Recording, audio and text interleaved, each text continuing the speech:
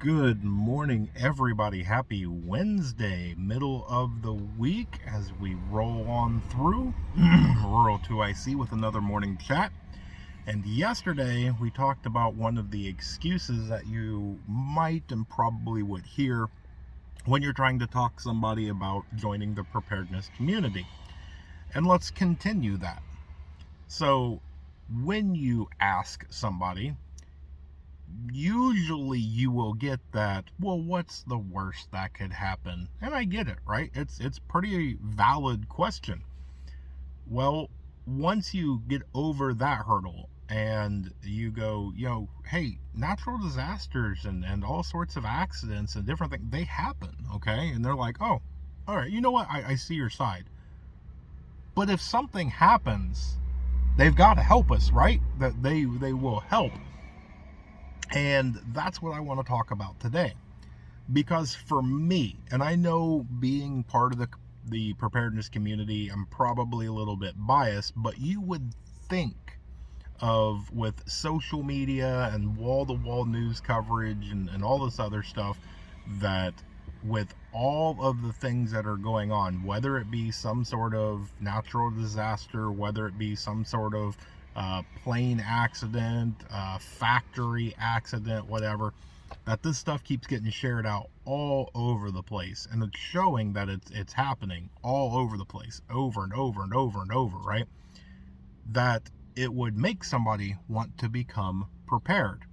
And even then, if that's not enough, you would think that after the fires in Hawaii and they helped with a small little check, people would want to become better prepared. Or the hurricane that hit over on the East Coast there, and they stepped up and gave them an extra 150 bucks or something like that. It's one of those. You are sitting there going through life. You go to work and you bring home a check, and you're being responsible and doing everything, societal norms, right? And you buy a $150,000 house, and you fill it with a couple $100,000 worth of clothes and furniture and all that stuff. And then out of your control, some freak storm comes and destroys everything. Yes, I know there's home insurance and all the other stuff, but that stuff is red taped and it takes time. You don't have it to where the storm rolls through on Thursday and Friday morning, your life's put back together, right? And that's paperwork and bureaucracy and all that junk.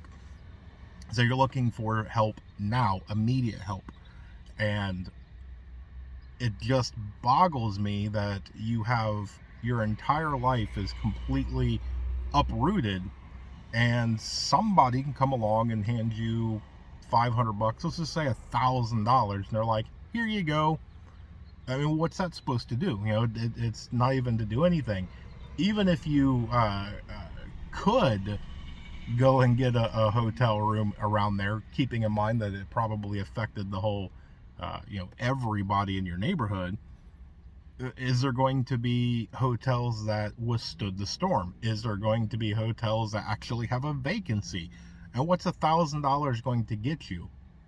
Depending on where you are in the country, a week, maybe two, something like that. So it's not much. And that gives you the thing of being prepared. Do you have supplies? Is your supplies safeguarded? Do you have something to fall back on? Do you have something lined up to where you have a savings account? Or can you emergency draw from your 401k? Do you have precious metals that you can unload and get some quick cash to get you out, right? That's what a lot of this stuff is about being prepared. And one of the taglines that I like to use for this channel is, preparedness is not about having the most, it's about putting yourself in the position to need the least. And if something comes through and it strikes, maybe you don't need all that stuff, okay? Maybe you weren't living high off the hog, so to speak, but you don't need a whole lot to survive.